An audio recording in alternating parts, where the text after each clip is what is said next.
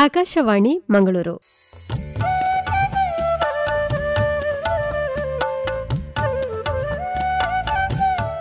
ಇದೀಗ ಕಾನೂನು ಸಲಹೆ ಕಾರ್ಯಕ್ರಮ.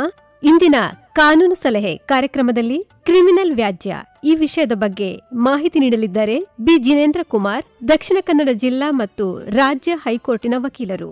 ಸಂದರ್ಶಕರು ಪ್ರದೀಪ್ ಡಿಎಂ ಹಾವಂಜೆ.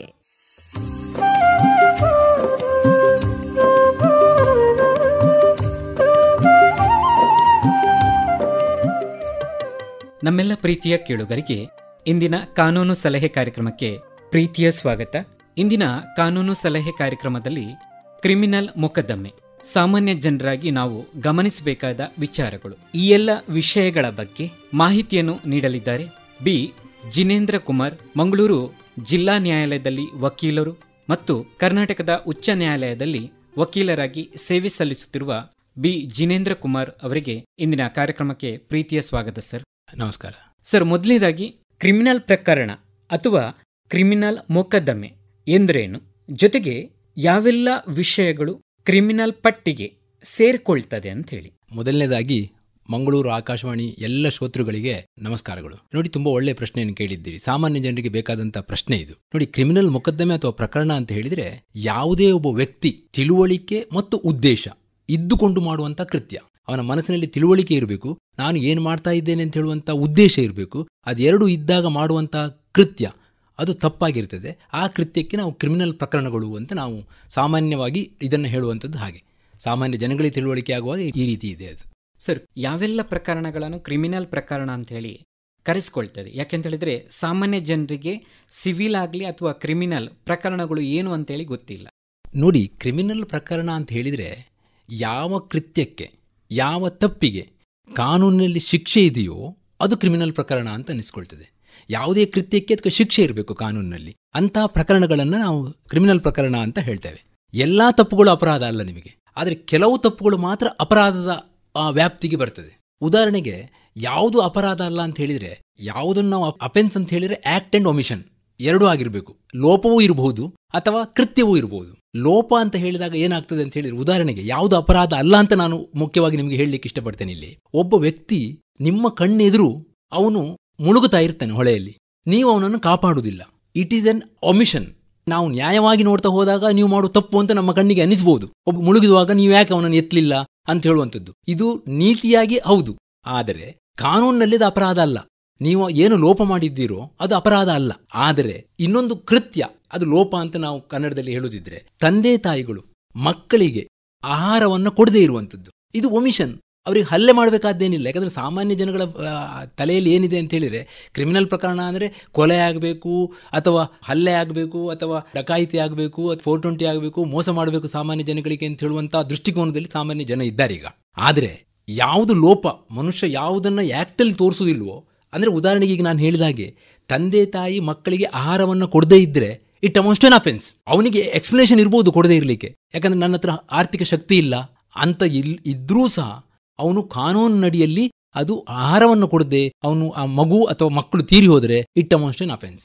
ಆಗ ನಾನು ಒಂದು ಉದಾಹರಣೆ ಕೊಟ್ಟೆ, ಏನಂತ ಹೇಳಿದ್ರೆ, ನೀರಿನಲ್ಲಿ ಮುಳುಗ್ತಾ ಇರುವಂಥ ವ್ಯಕ್ತಿಯನ್ನು ನಾವು ಎತ್ತಲಿಲ್ಲ, ಆದರೆ ಅಂಥದ್ದು ಅದು ಅಫೆನ್ಸ್ ಅಲ್ಲ. ಇಲ್ಲಿ ಬರುವಾಗ ಅಫೆನ್ಸ್ ಆಗ್ತದೆ. ಇದಕ್ಕೆ ಹೇಳುವುದು ಕ್ರಿಮಿನಲ್ ಪ್ರಕರಣಗಳು ಅಂತ ಹೇಳಿ. ಇಂಥ ಒಂದು ಸೂಕ್ಷ್ಮ ವಿಚಾರಗಳನ್ನು ನಾವು ಸಾಮಾನ್ಯ ಜನಗಳಿಗೆ ತಿಳುವಳಿಕೆ ಹೇಳಬೇಕಾಗ್ತದೆ.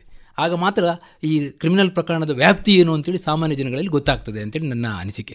ಸರ್, ಈಗ ಒಂದು ವ್ಯಕ್ತಿ ದೈಹಿಕ ಹಲ್ಲೆ ಇರ್ಬೋದು ಅಥವಾ ಇನ್ಯಾವುದೋ ರೀತಿಯಲ್ಲಿ ಹಲ್ಲೆಗಳಾದಾಗ ಆ ವ್ಯಕ್ತಿ ನೊಂದಂತಹ ವ್ಯಕ್ತಿ ಅಥವಾ ಆ ದೌರ್ಜನ್ಯಕ್ಕೆ ಒಳಗಾದಂಥ ವ್ಯಕ್ತಿ ಅಥವಾ ನೊಂದಂಥ ವ್ಯಕ್ತಿ ಆ ಪೊಲೀಸ್ ಠಾಣೆಗೆ ಬಂದು ದೂರನ್ನು ಕೊಡಬೇಕಾದರೆ ಯಾವ ರೀತಿಯ ಪ್ರಕ್ರಿಯೆಗಳಿದೆ ಒಂದು ಸರ್. ಎರಡನೇದಾಗಿ, ಇನ್ನೊಬ್ಬನ ವ್ಯಕ್ತಿಯ ಮೇಲೆ ಕ್ರಿಮಿನಲ್ ಪ್ರಕರಣಗಳನ್ನು ದಾಖಲಿಸಬೇಕಾದ್ರೆ ಯಾವೆಲ್ಲ ದಾಖಲೆಗಳು ಅವನಲ್ಲಿ ಇರಬೇಕಾಗ್ತದೆ ಅಂತೇಳಿ. ಒಳ್ಳೆ ಮುಖ್ಯವಾದ ಪ್ರಶ್ನೆ. ನೋಡಿ, ಪ್ರಕರಣವನ್ನು ದಾಖಲು ಮಾಡುವುದಿದ್ರೆ ಯಾವುದೇ ಒಂದು ಹಲ್ಲೆಗೆ ಒಳಗಾದ ವ್ಯಕ್ತಿ, ಈ ಕ್ರಿಮಿನಲ್ ಪ್ರಕರಣದಲ್ಲಿ ಇನ್ನೊಂದು ಅಂತ ಹೇಳಿದ್ರೆ, ಯಾರು ಹಲ್ಲೆಗೆ ಒಳಗಾಗಿರ್ತಾರೋ ಅವರೇ ಕೊಡ್ಬೋದು ಅಥವಾ ಕಂಡಂಥ ವ್ಯಕ್ತಿ ಕೊಡ್ಬೋದು, ಮಾಹಿತಿ ಇದ್ದಂಥ ವ್ಯಕ್ತಿಯೂ ಕೊಡ್ಬೋದು. ಕೊಡುವಾಗ ಏನು ಮಾಡಬೇಕು ಅಂತ ಹೇಳಿದ್ರೆ, ಪ್ರಮುಖವಾಗಿ ಲಿಖಿತವಾಗಿ ಕೊಡ್ಬೋದು. ಅವನು ವಿದ್ಯಾವಂತನಾಗಿದ್ದರೆ ಲಿಖಿತವಾಗಿ ಕೊಡಬಹುದಂಥದ್ದು, ಇಲ್ಲ ಮೌಖಿಕವಾಗಿ ಕೊಟ್ಟರೆ ಅಲ್ಲಿ ಸಂಬಂಧಪಟ್ಟ ಠಾಣೆಗಳಲ್ಲಿ ಅದನ್ನು ಬರವಣಿಗೆ ಮುಖಾಂತರ ಬರ್ಕೊಳ್ತಾರೆ. ಇದು ಮುಖ್ಯವಾಗಿ ಮಾಡಬೇಕಾದಂಥ ಕೆಲಸ. ಕೊಡುವಾಗ ಏನನ್ನು ಮಾಡಬೇಕು ನಾವು? ಒಂದು, ಹಲ್ಲೆ ಆದಾಗ ಅತಿ ಶೀಘ್ರದಲ್ಲಿ ಪೊಲೀಸ್ ಠಾಣೆಗೆ ಕೊಡುವಂಥದ್ದು ಪ್ರಥಮ ಕರ್ತವ್ಯ ಆಗಿರಬೇಕು. ಮತ್ತೆ ಯಾವುದು ದೂರು ಅರ್ಜಿ ಇದೆಯೋ ಅದರಲ್ಲಿ ಅವನು ದೂರು ಕೊಟ್ಟಂಥ ವ್ಯಕ್ತಿಯ ಸಿಗ್ನೇಚರ್ ಇರುವಂಥದ್ದು ಬಹಳ ಮುಖ್ಯ. ಜೊತೆಯಲ್ಲಿ ಮುಖ್ಯವಾದ ಅಂಶಗಳು ಆ ಫಿರ್ಯಾದಿಯಲ್ಲಿ ಇರಬೇಕಾಗ್ತದೆ. ಏನು ಮುಖ್ಯವಾದ ಅಂಶಗಳು ಅಂತ ಹೇಳಿದರೆ, ಯಾವ ಸಮಯದಲ್ಲಿ ಘಟನೆ ಆಯಿತು, ಯಾವ ಸ್ಥಳದಲ್ಲಿ ಆಯಿತು, ಯಾರೆಲ್ಲ ಕಂಡಂಥ ಸಾಕ್ಷಿಗಳಿದ್ದಾರೆ, ಒಂದು ವೇಳೆ ಕತ್ತಲೆಯಲ್ಲಿ ಆಗಿದ್ರೆ ಬೆಳಕಿನ ವ್ಯವಸ್ಥೆ ಏನಾದರೂ ಇತ್ತಾ, ಅಥವಾ ಅವನು ನೋಡಿದಂಥ ವ್ಯಕ್ತಿ, ಹಲ್ಲೆ ಮಾಡಿದಂಥ ವ್ಯಕ್ತಿಯನ್ನು ನೋಡಿದ್ರೆ ಅವನು ಉಪಯೋಗ ಮಾಡಿದಂಥ ಆಯುಧ ಯಾವುದು, ಪಿಸ್ತೂಲ್ ಹಿಡ್ಕೊಂಡಿದ್ನಾ, ಕತ್ತಿ ಹಿಡ್ಕೊಂಡಿದ್ನಾ, ಯಾವ್ಯಾವ ಆಯುಧಗಳನ್ನು ಹಿಡ್ಕೊಂಡಿದ್ದ, ಇಂಥ ವಿಚಾರಗಳ ಪ್ರಮುಖ ವಿಚಾರಗಳನ್ನು ಆ ಫಿರ್ಯಾದಿಯಲ್ಲಿ ಹೇಳಬೇಕಾಗ್ತದೆ. ಯಾವ ಸಂದರ್ಭದಲ್ಲಿ ನಾನು ಆ ಸ್ಥಳಕ್ಕೆ ಹೋದೆ, ನಾನು ಆ ಸ್ಥಳಕ್ಕೆ ಹೋಗುವ ಕಾರಣಗಳೇನು, ಇಂಥ ಸೂಕ್ಷ್ಮ ವಿಚಾರಗಳನ್ನು ಫಿರ್ಯಾದಿಯಲ್ಲೇ ತಿಳಿಸುವಂಥದ್ದು ಬಹಳ ಅಗತ್ಯ ಇದೆ. ಅದರ ನಂತರ ಮತ್ತೆ ಮುಂದೆ ತನಿಖೆ ಮುಂದುವರಿದಿದೆ. ತನಿಖೆ ಮುಂದುವರೆದಾಗ ಮುಂದುವರೆದ ಹೇಳಿಕೆಗಳನ್ನು ಕೊಡ್ಬೋದು. ಆದರೆ ಇಂಥ ಮುಖ್ಯ ಅಂಶಗಳನ್ನು ಖಂಡಿತವಾಗಿ ಈ ಫಿರ್ಯಾದಿಯಲ್ಲಿ ಯಾರು ಫಿರ್ಯಾದಿ ಕೊಡ್ತಾರೋ ಅವರು ಕೊಡುವಂಥದ್ದು ಬಹಳ ಮುಖ್ಯ ಅಂತ ನನ್ನ ಅನಿಸಿಕೆ.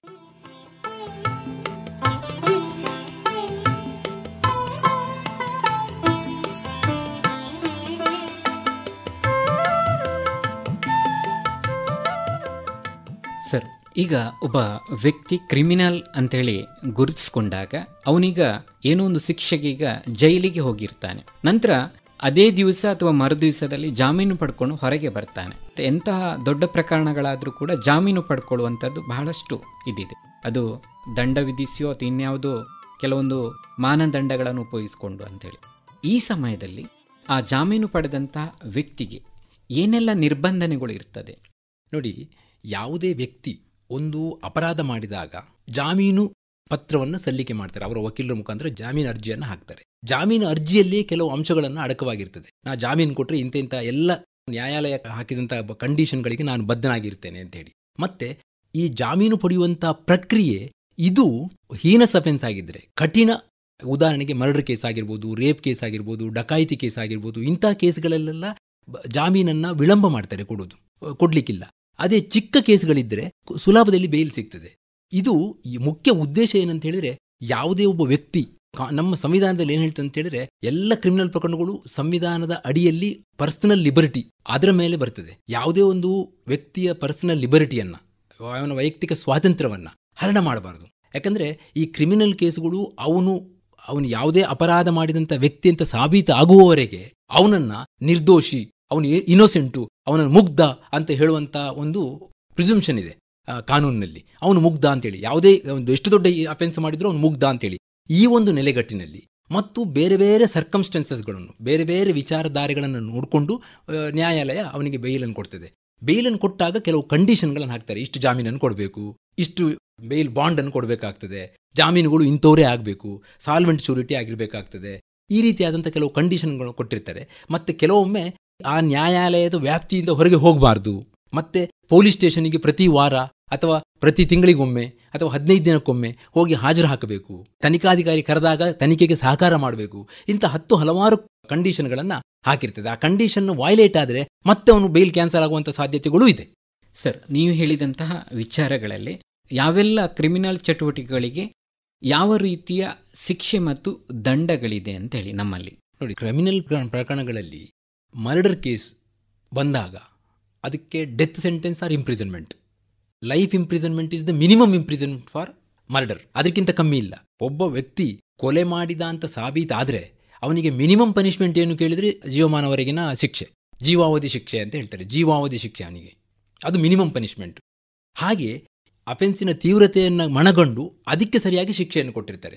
ಖಾಲಿ ಕೈಯಿಂದ ಹಲ್ಲೆ ಮಾಡಿದ್ರು 2 ವರ್ಷ ಶಿಕ್ಷೆ. ಆ ಕೈ ಜೊತೆಯಲ್ಲಿ ಒಂದು ಕತ್ತಿಯಿಂದ ಹಲ್ಲೆ ಮಾಡಿದ್ರು, ಅದಕ್ಕೆ ಇನ್ನೂ ಹೆಚ್ಚು ವರ್ಷ ಶಿಕ್ಷೆ. ಕತ್ತಿಯಿಂದ ಹಲ್ಲೆ ಮಾಡುವಾಗ ಗಂಭೀರ ಗಾಯ ಆಯಿತು, ಸಾಮಾನ್ಯ ಸ್ವರೂಪದ ಗಾಯ ಆಯಿತು, ಆಗ ಶಿಕ್ಷೆ ಬೇರೆ ಆಗ್ತದೆ. ಗಂಭೀರ ಗಾಯ ಆದಾಗ ಲೈಫ್ ಇಂಪ್ರಿಸನ್ಮೆಂಟ್ ಬರ್ತದೆ. ಅಥವಾ ಅಟೆಂಪ್ಟ್ ಟು ಮರ್ಡರ್ ಅಂತ ಮಾಡಿರ್ತಾರೆ, ಅದಕ್ಕೆ ಬೇರೆ ಶಿಕ್ಷೆ ಇದೆ.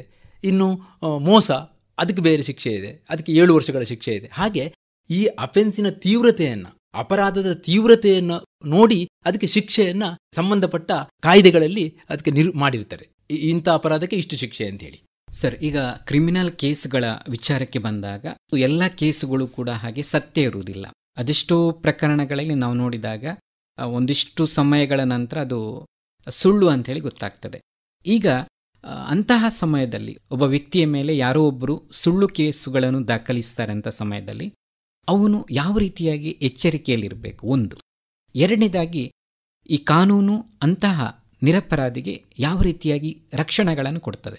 ಒಂದು ಕಡೆಯಲ್ಲಿ ಡಾಕ್ಟರ್ ಅಂಬೇಡ್ಕರ್ ಅವರು ಹೇಳ್ತಾರೆ, ಒಬ್ಬ ಅಪರಾಧಿ ತಪ್ಪಿಸಿಕೊಂಡ್ರೂ ಪರವಾಗಿಲ್ಲ, ಆದರೆ ಒಬ್ಬ ನಿರಪರಾಧಿಗೆ ಶಿಕ್ಷೆ ಆಗಬಾರ್ದು ಅಂತೇಳಿ. ಹಾಗಾಗಿ ಕಾನೂನಿನ ನೆಲೆಯಲ್ಲಿ ಈ ವಿಚಾರಗಳ ಬಗ್ಗೆ ತಾವು ಹೇಳಬೇಕು. ಹೌದು, 100 ಜನ ಅಪರಾಧಿಗಳು ತಪ್ಪಿಸಿಕೊಂಡ್ರೂ ಚಿಂತೆ ಇಲ್ಲ, ಒಬ್ಬ ನಿರಪರಾಧಿ, ಒಬ್ಬ ಮುಗ್ಧ, ಅವನಿಗೆ ಶಿಕ್ಷೆ ಆಗಬಾರ್ದು ಅಂತ ಹೇಳುವಂಥದ್ದು ಕ್ರಿಮಿನಲ್ ಜುರಿಸ್ಪ್ರುಡೆನ್ಸಿನ ಒಂದು ಧ್ಯೇಯವಾಕ್ಯ.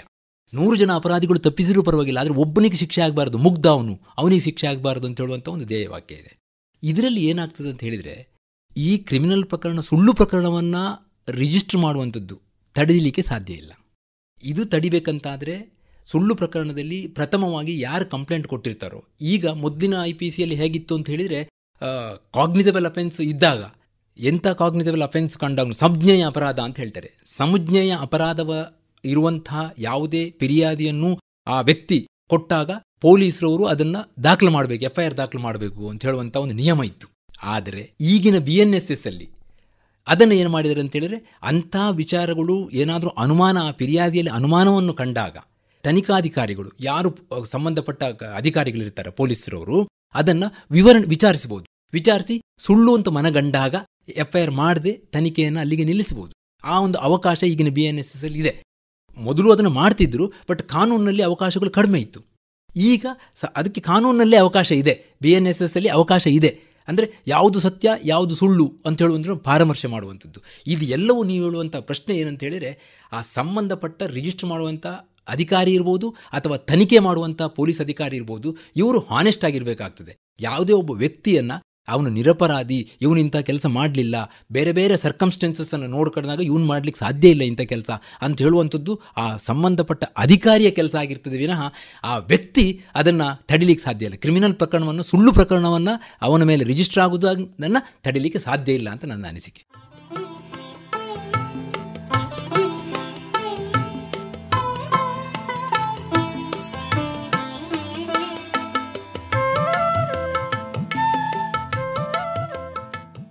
ಸರ್, ನೀವು ಹೇಳಿದಾಗೆ ಕ್ರಿಮಿನಲ್ ಕೇಸ್ಗಳಲ್ಲಿ ಒಬ್ಬ ವ್ಯಕ್ತಿ ದಾಖಲಾಗಿರ್ತಾನೆ ಅಂತ ಹೇಳಿದಾಗ ಮಾಧ್ಯಮದಲ್ಲಿ ಅವರದ್ದೇ ಕಾನೂನುಗಳು ಪ್ರಾರಂಭ ಆಗ್ತದೆ. ಹಾಗೆ ಮಾಡ್ಬೋದು, ಹೀಗೆ ಮಾಡ್ಬೋದು ಅಂತ ಡಿಬೇಟ್ಗಳೆಲ್ಲ ನಡೀತದೆ ಸರ್. ಈ ಥರ ಸಮಯದಲ್ಲಿ ಮಾಧ್ಯಮಗಳಿಗೆ ಒಬ್ಬ ವ್ಯಕ್ತಿ ಅಪರಾಧಿಯೋ ಅಥವಾ ನಿರಪರಾಧಿಯೋ ಅದನ್ನು ಆಗುವಂಥ ಮೊದಲೇ ಮಾಧ್ಯಮದಲ್ಲಿ ಈ ರೀತಿಯ ಚರ್ಚೆಗಳು ಅಥವಾ ಸಂವಾದಗಳಿಗೆ ಅವಕಾಶಗಳು ಕಾನೂನಿನಲ್ಲಿ ಇದೆಯಾ, ಕ್ರಿಮಿನಲ್ ವಿಚಾರಕ್ಕೆ ಸಂಬಂಧಪಟ್ಟ ಹಾಗೆ?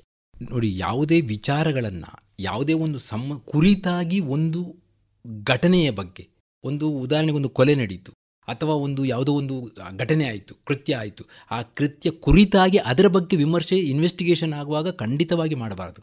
ಖಂಡಿತವಾಗಿ ವಿಮರ್ಶೆ ಹಾಗಾಗ್ಬೋದು ಹೀಗ್ಬೋದು ಅಂದರೆ ಸಮಾಜವನ್ನು ನಾವು ಬೇರೆ ದಿಕ್ಕಿನಲ್ಲಿ ಕೊಂಡು ಆಗ್ತದೆ. ಅದಕ್ಕೆ ಸರಿಯಾದಂಥ ಸೂಕ್ತ ತನಿಖಾಧಿಕಾರಿಗಳಿರ್ತಾರೆ. ಅದಕ್ಕೆ ನೋಡಿ, ತನಿಖೆ ಆಗುವ ಕಾಲಕ್ಕೆ ಸಮಾಜಕ್ಕೂ ಗೊತ್ತಿರುವುದಿಲ್ಲ, ತನಿಖೆಯನ್ನು ಅಷ್ಟು ಸೂಕ್ಷ್ಮವಾಗಿ ಇಟ್ಕೊಳ್ಬೇಕಂತ ಆಗ್ತದೆ. ಈಗ ಕೆಲವೊಮ್ಮೆ ಏನಾಗ್ತದೆ ಅಂತ ಹೇಳಿದ್ರೆ, ಪೊಲೀಸ್ ಇಲಾಖೆಯಿಂದ ಇರ್ಬೋದು ಅಥವಾ ಸಾರ್ವಜನಿಕರು ಇರ್ಬೋದು, ಆ ತನಿಖೆಯ ವಿಚಾರಗಳನ್ನೆಲ್ಲ ಪೇಪರ್ನಲ್ಲಿ ಕೊಟ್ಟು ಬಿಡ್ತಾರೆ. ಇದರಿಂದಾಗಿ ಸಮಾಜ ಬೇರೆ ಬೇರೆ ದಿಕ್ಕಿನಲ್ಲಿ ಹೋಗ್ತದೆ. ಅಂಥದ್ದು ನಿಜವಾಗಿ ಆಗಬಾರ್ದು ನನ್ನ ಅನಿಸಿಕೆ. ಅದ್ರ ಬಗ್ಗೆ ಚರ್ಚೆ, ಹೆಚ್ಚು ವಿಮರ್ಶೆಗಳು ನಡೆಯಬಾರ್ದು ಅಂತ ಹೇಳುವಂಥ ನನ್ನ ಅನಿಸಿಕೆ ಅದು. ಸರ್, ಕ್ರಿಮಿನಲ್ ವಿಷಯಗಳ ವ್ಯಾಪ್ತಿಗಳು ಬಹಳ ದೊಡ್ಡದು ಅಂತೇಳಿ, ಹಾಗಾಗಿ ಕ್ರಿಮಿನಲ್ ವಿಷಯಗಳಲ್ಲಿ ಬೇರೆ ಬೇರೆ ರೀತಿಯ ವಿಧಗಳಿದೆ ಅಥವಾ ವಿಭಾಗಗಳಿದೆ. ಹಾಗಾಗಿ ಯಾವೆಲ್ಲ ಪ್ರಕರಣಗಳನ್ನು ನಾವು ಎಲ್ಲೆಲ್ಲಿ ದಾಖಲಿಸಬೇಕು? ನೋಡಿ, ತುಂಬ ಒಳ್ಳೆಯ ಪ್ರಶ್ನೆ. ಸಾಮಾನ್ಯವಾಗಿ ಈ ಪೊಲೀಸ್ ಸ್ಟೇಷನ್ನ ಕಾರ್ಯವ್ಯಾಪ್ತಿಯಲ್ಲಿ ಆದಂಥ ಘಟನೆಗೆ ಅದೇ ಪೊಲೀಸ್ ಸ್ಟೇಷನ್ನ ಕಾರ್ಯವ್ಯಾಪ್ತಿಯಲ್ಲಿ ದಾಖಲಿಸುವಂಥದ್ದು ಕ್ರಮ. ಹಿಂದಿನ IPCಯಲ್ಲಿ ಹಾಗೆ ಇತ್ತು.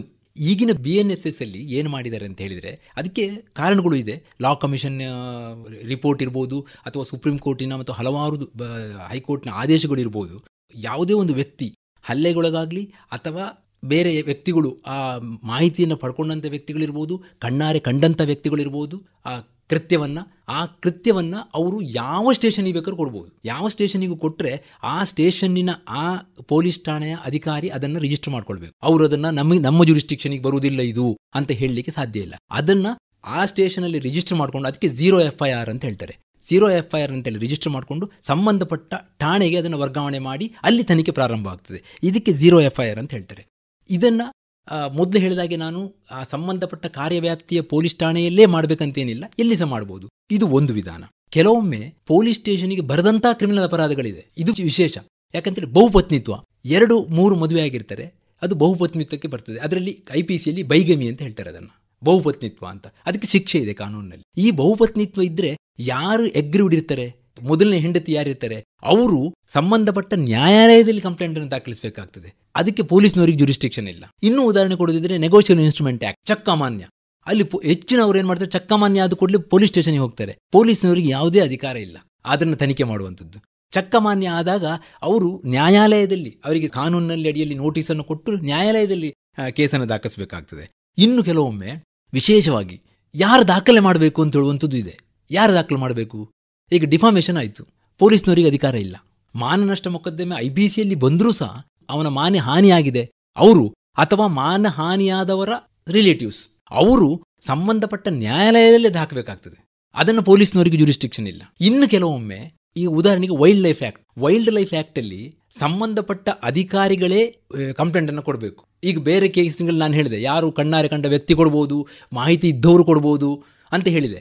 ಬಟ್ ವೈಲ್ಡ್ ಲೈಫ್ ಆ್ಯಕ್ಟಲ್ಲಿ ಸಂಬಂಧಪಟ್ಟ ಅಧಿಕಾರಿಗಳೇ, ಅದಕ್ಕೆ ಒಂದು ಅಥರೈಸ್ಡ್ ಆಫೀಸರ್ ಅಂತ ಇರ್ತಾರೆ, ಅವರೇ ಕೊಡಬೇಕು ಆ ಕಂಪ್ಲೇಂಟನ್ನು. ಅಥವಾ ಈಗ ನೀವು ಹೇಳ್ತೀರಿ ಮೈನ್ಸ್ ಆ್ಯಂಡ್ ಮಿನರಲ್ಸ್, ಈ ಮರಳು ಸಾಗಾಟ ಎಲ್ಲ ಆಗ್ತಾ ಇದೆ, ಅಂಥ ಸಂದರ್ಭದಲ್ಲೂ ಎಲ್ಲರೂ ಕೊಡಲಿಕ್ಕೆ ಆಗೋದಿಲ್ಲ ಕೇಸನ್ನು. ಸಂಬಂಧಪಟ್ಟ ಅಧಿಕಾರಿಗಳು ಅಂದರೆ authorised officer of the concern department ಅವರು ಸಂಬಂಧಪಟ್ಟ ಸ್ಟೇಷನ್ನಿಗೆ ಅವರೇ ಕೊಡಬೇಕಾಗ್ತದೆ ಕಂಪ್ಲೇಂಟ್. ಹೀಗೆ ಕ್ರಿಮಿನಲ್ ಪ್ರಕರಣಗಳಲ್ಲಿ ಎಕ್ಸೆಪ್ಷನ್ ಇದೆ. ಯಾರೂ ಕ್ರಿಮಿನಲ್ ಪ್ರಕರಣವನ್ನು ದಾಖಲು ಮಾಡ್ಬೋದು ಅಂತ ಹೇಳುವಂಥ ಒಂದು ವಿಷಯ ಇದ್ದರೂ ಸಹ ಕೆಲವಾರು ಸಂದರ್ಭಗಳಲ್ಲಿ ಸಂಬಂಧಪಟ್ಟ ವ್ಯಕ್ತಿಗಳೇ ಕ್ರಿಮಿನಲ್ ಪ್ರಕರಣವನ್ನು ದಾಖಲು ಮಾಡಬೇಕಾಗ್ತದೆ ಅಂತ ಹೇಳ್ತೀನಿ ನಾನು. ಸರ್, ಈಗ ಕ್ರಿಮಿನಲ್ ಪ್ರಕರಣಗಳಲ್ಲಿ ನೊಂದಂಥ ವ್ಯಕ್ತಿ, ಅವನಿಗೆ ಕಾನೂನಿನ ಚೌಕಟ್ಟಿನಲ್ಲಿ ಯಾವೆಲ್ಲ ಅವಕಾಶಗಳಿದೆ, ಜೊತೆಗೆ ಅವನ ಪ್ರಮುಖವಾದಂತಹ ಜವಾಬ್ದಾರಿಗಳೇನು ಅಂತೇಳಿ ನೋಡಿ. ಕಾನೂನಿನಲ್ಲಿ ಪ್ರಮುಖವಾಗಿ ಅವರಿಗೆ ಏನಾಗ್ತದೆ ಅಂತ ಹೇಳಿದರೆ, ಅವನಿಗೆ ಸರಕಾರಿ ಅಭಿಯೋಜಕರು, ನೊಂದ ವ್ಯಕ್ತಿಗೆ ಯಾರು ರೆಪ್ರೆಸೆಂಟ್ ಮಾಡ್ತಾರೆ ಅಂತ ಹೇಳಿದರೆ ಸರಕಾರಿ ಅಭಿಯೋಜಕರು, ಅವರು ನೊಂದ ವ್ಯಕ್ತಿಯನ್ನು ನಿಜವಾಗಿ ರೆಪ್ರೆಸೆಂಟ್ ಮಾಡುವಂಥದ್ದು. ಆದರೆ ನೊಂದ ವ್ಯಕ್ತಿ ತಾನು ಸರಕಾರಿ ಅಭಿಯೋಜಕರ ಜೊತೆಯಲ್ಲಿ ಇನ್ನೂ ಒಂದು ವಕೀಲರನ್ನು ಇಟ್ಟುಕೊಳ್ತೇನೆ, ನಾನು ಪ್ರೈವೇಟ್ ವಕೀಲರನ್ನು ಸಹ ಇಟ್ಟುಕೊಳ್ತೇನೆ ಅಂತ ಹೇಳಿದರೆ ಇಟ್ಟುಕೊಳ್ಳುವಂಥ ಅಧಿಕಾರ ಅವನಿಗಿದೆ, ಹಕ್ಕಿದೆ. ಪ್ರೈವೇಟ್ ವಕೀಲರನ್ನು ಇಟ್ಕೊಳ್ಬೋದು. ಆದರೆ ಅಲ್ಲಿ ಕಂಡೀಷನ್ ಏನಂತ ಹೇಳಿದರೆ, ಪ್ರೈವೇಟ್ ವಕೀಲರು ಯಾರನ್ನಾರು ಇಟ್ಕೊಂಡ್ರೆ, ಖಾಸಗಿ ವಕೀಲರುಗಳನ್ನು ಇಟ್ಕೊಂಡಿದ್ದರೆ ಅವರು ಪಬ್ಲಿಕ್ ಪ್ರಾಸಿಕ್ಯೂಟ್ರಿಗೆ, ಸರ್ಕಾರಿ ಅಭಿಯೋಜಕರಿಗೆ ಅಸಿಸ್ಟ್ ಮಾಡ್ಬೋದು. ಅವರು ಆರ್ಗ್ಯುಮೆಂಟ್ ಮಾಡಲಿಕ್ಕೆ ಆಗೋದಿಲ್ಲ ಕೋರ್ಟಲ್ಲಿ ಅವನ ಪರವಾಗಿ. ಅವರಿಗೆ ಬೇಕಾದಂಥ ಪ್ರಾಸಿಕ್ಯೂಟ್ರಿಗೆ ಬೇಕಾದಂಥ ಎಲ್ಲ ಅದು ರೂಲಿಂಗ್ ಕೊಡೋದಿರ್ಬೋದು, ಆ ಕೇಸಿನಲ್ಲಿ ಎಲ್ಲ ರೀತಿಯ ಸಹಕಾರಗಳನ್ನು ಈ ಪ್ರೈವೇಟ್ ವಕೀಲರು ಕೊಡ್ಬೋದಾಗ್ತದೆ. ಮತ್ತು ಎಲ್ಲ ಪ್ರಕ್ರಿಯೆಗಳಲ್ಲಿ ಈ ಫಿರ್ಯಾದಿದಾರರು ಅವರು ವೈಯಕ್ತಿಕವಾಗಿ ಹಾಜರಾಗ್ಬೋದು. ಅದು ಜಾಮೀನು ಪ್ರಕ್ರಿಯೆ ಇರ್ಬೋದು, ಪರಿಹಾರದ ಯೋಜನೆಗಳಲ್ಲಿರ್ಬೋದು, ಇದು ಇದಾಗ್ತದೆ. ಇನ್ನು ಅವರ ಜವಾಬ್ದಾರಿ ನೀವು ಕೇಳಿದ್ರೆ ಏನಂತ ಹೇಳಿದರೆ, ಯಾವುದೇ ಒಬ್ಬ ನೊಂದ ವ್ಯಕ್ತಿ ರಿಜಿಸ್ಟರ್ ಆಗಿ ಅವ್ರದ್ದು ದೋಷಾರೋಪಣ ಪಟ್ಟಿ ಸಲ್ಲಿಸಿದರೆ ನ್ಯಾಯಾಲಯಕ್ಕೆ ಹೋದಾಗ ಅವನು ಆರೋಪಿಗೆ ಶಿಕ್ಷೆ ಆಗಬೇಕು ಅಂತ ಹೇಳುವಂತಹ ಒಂದು ಬರದಿಂದ ಸತ್ಯಾಂಶದ ಜೊತೆಗೆ ಸ್ವಲ್ಪ ಎಕ್ಸಾಗ್ರೇಟ್ ಮಾಡಿ ಹೇಳಿದರೆ, ವಿಶೇಷವಾಗಿ ಅದನ್ನು ಹೇಳಲಿಕ್ಕೆ ಹೋದರೆ ಕೇಸು ಹಾಳಾಗುವಂಥ ಸಾಧ್ಯತೆಗಳಿದೆ. ಎಷ್ಟು ಇದೆಯೋ, ಏನು ಆ ಪ್ರಥಮವಾಗಿ ಕಂಪ್ಲೇಂಟ್ ಕೊಟ್ಟಾಗ ಏನು ನೈಜ ಘಟನೆ ನಡೆದಿತ್ತೋ, ಯಾವುದು ಇದೆಯೋ ಅದನ್ನು ಮಾತ್ರ ಹೇಳಬೇಕು. ಹೆಚ್ಚಿನ ಪ್ರಕರಣಗಳಲ್ಲಿ ಏನಾಗ್ತದೆ ಅಂತ ಹೇಳಿದ್ರೆ, ಅವ್ರು ಬಂದು ಅವನಿಗೆ ಶಿಕ್ಷೆ ಆಗಬೇಕು ಅಂತ ಹೇಳುವಂಥ ಬರದಲ್ಲಿ ವಿಷಯಗಳನ್ನು ಹೆಚ್ಚೆಚ್ಚು ಹೇಳಲಿಕ್ಕೆ ಹೋಗ್ತಾರೆ. ಆ ಹೆಚ್ಚೆಚ್ಚು ಹೇಳಿ ಹೋದಾಗ ಕೋರ್ಟ್ ಅದನ್ನು ನಂಬುವುದಿಲ್ಲ. ಅಂದರೆ ತಾವು ಹೇಳಿದ್ದು FIR ಅಲ್ಲಿ ಏನು ವಿಚಾರಗಳನ್ನು ದಾಖಲಿಸಿದ್ದಾರೋ ಅದೇ ಪ್ರಕರಣಕ್ಕೆ ಮುಂದೆ ಹೋಗಬೇಕು ಅಂತೇಳಿ. ಹೌದು, ಹೆಚ್ಚು ವಿಚಾರಗಳನ್ನು ಪ್ರಸ್ತಾಪ ಮಾಡುವಂಥದ್ದು, ಉತ್ಪ್ರೇಕ್ಷೆ ಮಾಡಿ ಹೇಳುವಂಥದ್ದು. ಉತ್ಪ್ರೇಕ್ಷೆ ಯಾಕೆ ಮಾಡ್ತಾನೆ ಅಂತ ಹೇಳಿದರೆ, ನನಗೆ ಹೀಗಾಗಿದೆ ಆದ್ದರಿಂದ ಅವನಿಗೆ ಶಿಕ್ಷೆ ಆಗಬೇಕು ಅಂತ ಹೇಳುವಂಥ ಒಂದು ಬರ ಅವನಿಗೆ, ಆದ್ದರಿಂದ ಅಲ್ಲಿ ಕೇಸ್ ಹಾಳಾಗ್ತದೆ. ಸರ್, ತಾವು ಹೇಳಿದ ಹಾಗೆ ಈಗ ಅವನು ಮೊದಲಿಗೆ FIR ಅನ್ನು ದಾಖಲಿಸುವ ಸಮಯದಲ್ಲಿ ಏನೋ ಒಂದು ಆವೇಶದಲ್ಲಿ ಅಥವಾ ಆ ಒಂದು ನೊಂದಂಥ ವ್ಯಕ್ತಿ ಅವನಿಗೆ ಕೆಲವೊಂದು ವಿಚಾರಗಳನ್ನು ದಾಖಲಿಸಲಿಕ್ಕೆ ಅವನಿಗೆ ಆಗ್ತಾ ಇಲ್ಲ ಅಥವಾ ಆಗಿಲ್ಲ. ಆದರೆ ಇನ್ನೊಂದು ಅವನಿಗೆ ಮರು ಹೇಳಿಕೆ ಅಥವಾ ಅವನಿಂದ ಸ್ಟೇಟ್ಮೆಂಟ್ಗಳನ್ನು ತಗೊಂಡು ಅದನ್ನು ದಾಖಲಿಸಿದರೆ ಕೋರ್ಟಿನಲ್ಲಿ ವಾದ ಮಾಡುವಾಗ ಎರಡನೆಯ ಹೇಳಿಕೆಗಳನ್ನು ಅದು ಪರಿಗಣಿಸ್ತಾರ? ಖಂಡಿತವಾಗಿ. ಅದಕ್ಕೆ ಹೇಳ್ತಾರೆ, FIR is not an encyclopaedia. ಯಾವುದೇ ಪ್ರಥಮ ವರ್ತಮಾನ ವರದಿ, ಆಗ ನಾನು ಮೊದಲು ಹೇಳಿದಾಗೆ ಪ್ರಥಮ ವರ್ತಮಾನ ವರದಿಯಲ್ಲಿ ಏನು ಮುಖ್ಯಾಂಶಗಳಿರಬೇಕು ಅಂತ, ಸಮಯ, ಸ್ಥಳ, ಯಾರಾದರೂ ಕಂಡ ಸಾಕ್ಷಿಗಳಿದ್ದರೆ ಸಾಕ್ಷಿಗಳು, ಇದನ್ನೆಲ್ಲ ಸೂಕ್ಷ್ಮವಾಗಿ ಹೇಳಬೇಕಾಗ್ತದೆ. ಒಂದು ವೇಳೆ ಹೇಳಲಿಕ್ಕೆ ಆಗಲಿಲ್ಲ ಮುಖ್ಯಾಂಶಗಳು ಅಥವಾ ಇನ್ನೇನೋ ಅದರ ವಿಚಾರಗಳನ್ನು ಬಿಟ್ಟು ಹೋಗಿದೆ, ಫರ್ದರ್ ಸ್ಟೇಟ್ಮೆಂಟಲ್ಲಿ ಹೇಳ್ಬೋದು, ತಪ್ಪಿಲ್ಲ. ನಾನು ಏನು ಹೇಳ್ತಾ ಇರೋದು ಅಂತ ಹೇಳಿದರೆ, FIR ಅಲ್ಲಿ ಇಲ್ಲದ ವಿಚಾರ, ಮುಂದುವರಿದ ಹೇಳಿಕೆಯಲ್ಲೂ ಇಲ್ಲದಂಥ ವಿಚಾರಗಳನ್ನು ಮತ್ತೆ ನೆನಪಾಗಿ ಮತ್ತೆ ಸೇರಿಸ್ಲಿಕ್ಕೆ ಹೋದರೆ ಆ ಕೇಸನ್ನು ನಂಬೋದಿಲ್ಲ ಅಂಥೇಳಿ. ಖಂಡಿತವಾಗಿ ಅವನು ಫಿರ್ಯಾದಿಯಲ್ಲಿ ಹೇಳದೇ ಇರುವಂಥ ವಿಚಾರಗಳು ಏನಾದರೂ ಅದು ಈ ಕೇಸಿಗೆ ಪೂರಕವಾಗಿರುವಂಥ ವಿಚಾರಗಳು, ಅದನ್ನು ಪೂರಕವಾಗಿ ಇದೆಯೋ ಇಲ್ಲೋ ಅಂತೇಳಿ ತನಿಖಾಧಿಕಾರಿಗಳು ನಿರ್ಧಾರ ಮಾಡ್ತಾರೆ. ಪೂರಕವಾಗಿ ಇರುವಂಥ ವಿಚಾರಗಳಿದ್ದರೆ ಮುಂದುವರೆದ ಹೇಳಿಕೆ ಅಂತ ಕೊಡ್ಬೋದು, ಅದರಲ್ಲಿ ಏನೂ ತಪ್ಪಿಲ್ಲ. ಅದು ಕೋರ್ಟು ಆ ವಿಚಾರಗಳನ್ನು ಅವನು ವಿಟ್ನೆಸ್ ಬಾಕ್ಸಲ್ಲಿ ಹೇಳಿದರೆ ಅದನ್ನು ಪರಿಗಣನೆ ತಗೊಳ್ತದೆ ಖಂಡಿತವಾಗಿ. ಸರ್, ಈಗ ಕ್ರಿಮಿನಲ್ ಪ್ರಕರಣಗಳಲ್ಲಿ ಒಬ್ಬ ವ್ಯಕ್ತಿ ದೊಡ್ಡ ಒಂದು ಅಪರಾಧದಲ್ಲಿ ಸಿಲ್ಕೊಂಡಿದ್ದಾನೆ. ಈಗ ಯಾವುದೋ ಒಂದು ಪ್ರಭಾವ ಅಥವಾ ಜಾಮೀನು ಪಡ್ಕೊಂಡು ಅವನು ಹೊರಗೆ ಬರ್ತಾನೆ. ಆಗ ಅವನು ಅಪರಾಧಿಯ ನಿರಪರಾಧಿ. ಆದರೆ ಇನ್ನೂ ಕೂಡ ಹಾಗೆ ಕೋರ್ಟಲ್ಲಿ ಆ ತನಿಖೆಯಲ್ಲಿದೆ. ಆದರೆ ಅವನನ್ನು ಹೇಗೆ ನಿರಪರಾಧಿ ಅಂಥೇಳಿ ಕರೆಯುವಂಥದ್ದು ಅಂಥೇಳಿ ನೋಡಿ, ಸಮಾಜದ ಕೆಲವೊಂದು ವಿಚಾರಗಳು ನೋಡಿ, ಒಂದು ಹೇಳ್ತೇನೆ ನಾನು, ignorance of law is no excuse. ಪ್ರತಿಯೊಬ್ಬ ಸಂವಿಧಾನ ಏನು ಹೇಳ್ತದೆ ಅಂತ ಹೇಳಿದ್ರೆ, ಪ್ರತಿಯೊಬ್ಬ ಸಾಮಾನ್ಯ ನಾಗರಿಕನೂ ಸಹ ಕಾನೂನಿನ ಮಿನಿಮಮ್ ತಿಳುವಳಿಕೆ ಆದರೂ ಇರಬೇಕು ಅಂಥೇಳಿ. ನಮ್ಮಲ್ಲಿ ಏನಾಗಿದೆ ಅಂತ ಹೇಳಿದರೆ, ಬೇಲ್ ತಗೊಂಡು ಹೊರಬಂದ ಕೂಡಲೇ ಕೆಲವರು ತಿಳ್ಕೊಳ್ತಾರೆ ಅವನು ಬಿಡುಗಡೆ ಆಯಿತು ಅವನಿಗೆ ಅಂಥೇಳಿ. ಅದೂ ತಪ್ಪು. ಅಥವಾ ನಿರಪರಾಧಿ ಆಗಿಬಿಟ್ಟ ಅಂತ ಹೇಳುವಂಥದ್ದು ತಪ್ಪು, ಅಪರಾಧಿ ಅಂತ ಹೇಳುವಂಥದ್ದು ತಪ್ಪು. ಅವನಿಗೆ ಕೆಲವು ನಿರ್ದಿಷ್ಟವಾದ ಕಂಡೀಷನನ್ನು ಹಾಕಿ ನ್ಯಾಯಾಲಯ ಹೊರಗೆ ಬಿಟ್ಟಿರುವಂಥದ್ದು. ಯಾಕಂದರೆ ಅವನು ಸಂಪೂರ್ಣ ತನಿಖೆಯಾಗಿ ನ್ಯಾಯಾಲಯದಲ್ಲಿ ಅದರ ನಂತರ ಅವನು ತಪ್ಪಿದಸ್ತನೋ ಅಥವಾ ನಿರಪರಾಧಿಯೋ ಅಪರಾಧಿಯೋ ಅಂತ ತೀರ್ಮಾನ ಆಗ್ತದೆ. ಅಲ್ಲಿವರೆಗೆ ಕಾನೂನು ಏನು ಹೇಳ್ತಂದರೆ ಅವನು ನಿರಪರಾಧಿ ಅಂತಲೇ ಕನ್ಸಿಡರ್ ಮಾಡುವುದು. Until guilt is proved he should be treated as innocent.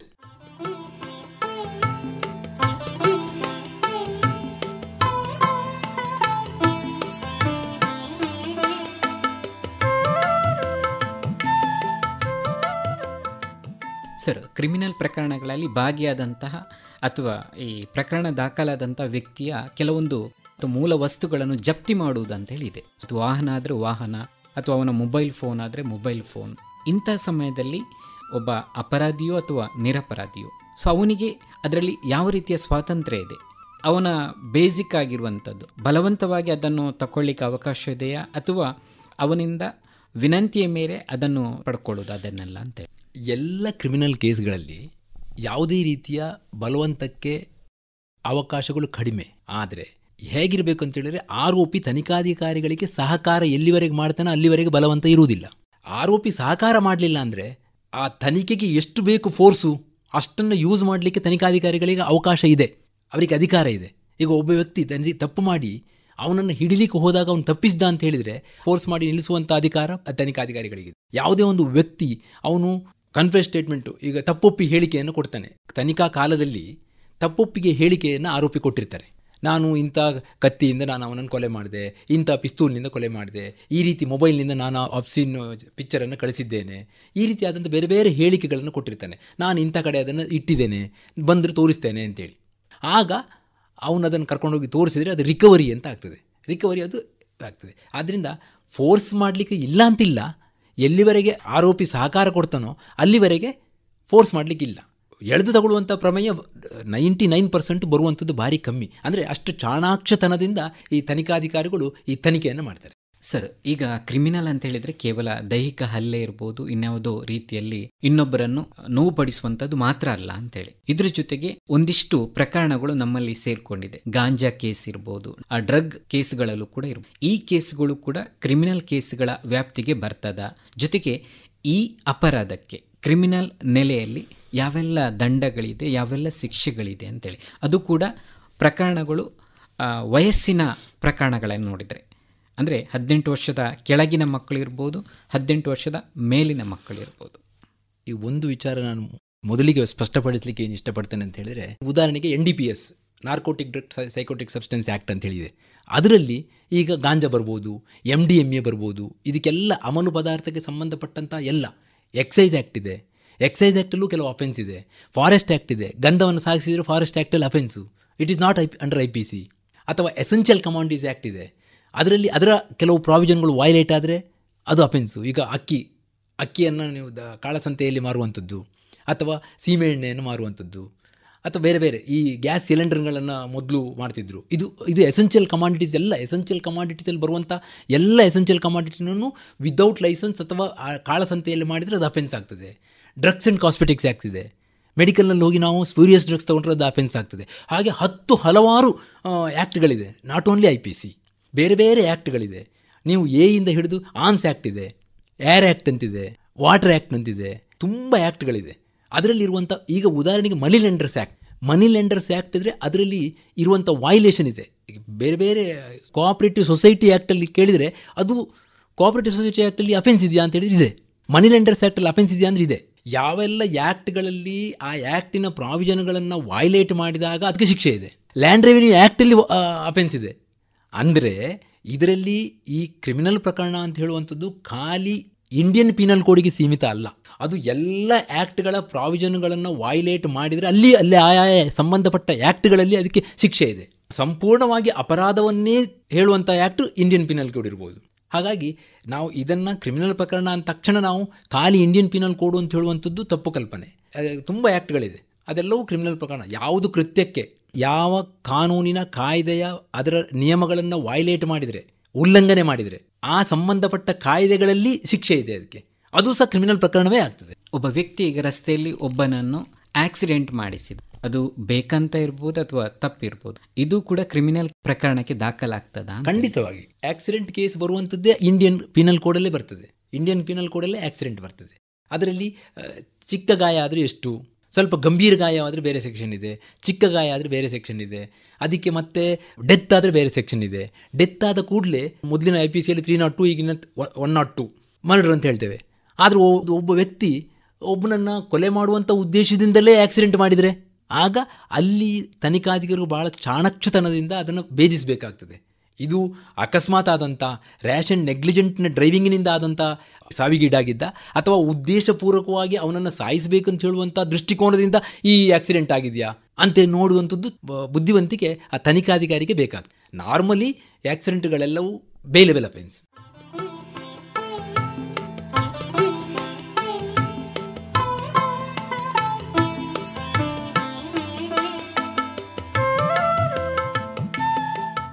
Sir, ಕೊನೆಯದಾಗಿ ಪ್ರಸ್ತುತ ಕಾಲಘಟ್ಟದಲ್ಲಿ ಯುವ ಜನಾಂಗ ತಾವು ಆಡಿದ್ದೇ ಆಟ ಎನ್ನುವಂಥ ಒಂದು ತಮ್ಮದೇ ಆದಂಥ ಒಂದು ವೇದಿಕೆಗಳನ್ನು ಸೃಷ್ಟಿಸಿಕೊಂಡಿದೆ. ಕಾನೂನಿನ ಅರಿವುಗಳಿಲ್ಲ.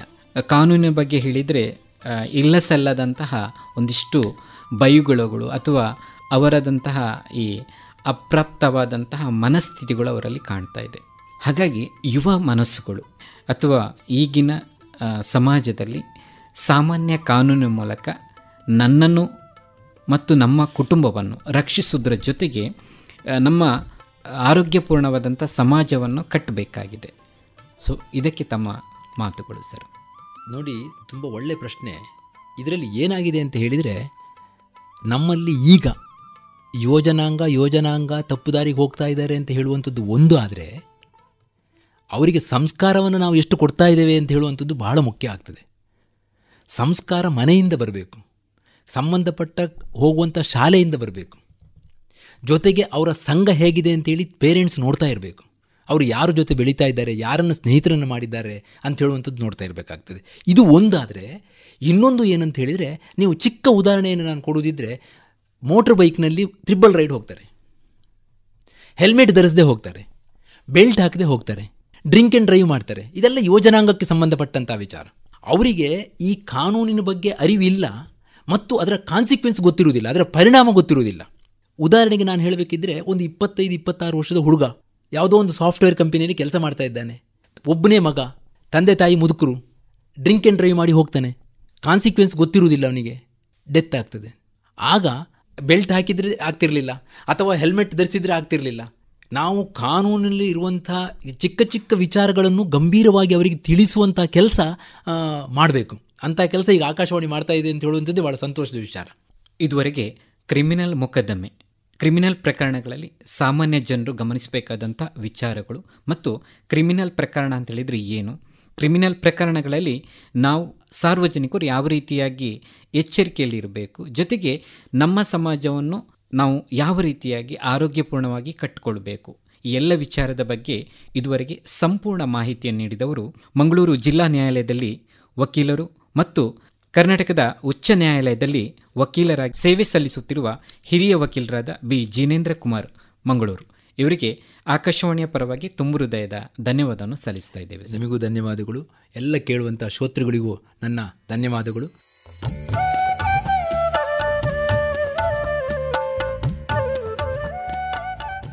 ಇದುವರೆಗೆ ಕಾನೂನು ಸಲಹೆ ಕಾರ್ಯಕ್ರಮ ಕೇಳಿದಿರಿ. ಇಂದಿನ ಈ ಕಾರ್ಯಕ್ರಮದಲ್ಲಿ ಕ್ರಿಮಿನಲ್ ವ್ಯಾಜ್ಯ ಈ ವಿಷಯದ ಬಗ್ಗೆ ಮಾಹಿತಿ ನೀಡಿದವರು ಬಿ ಜಿನೇಂದ್ರ ಕುಮಾರ್, ದಕ್ಷಿಣ ಕನ್ನಡ ಜಿಲ್ಲಾ ಮತ್ತು ರಾಜ್ಯ ಹೈಕೋರ್ಟಿನ ವಕೀಲರು. ಸಂದರ್ಶಕರು ಪ್ರದೀಪ್ ಡಿಎಂ ಹಾವಂಜೆ.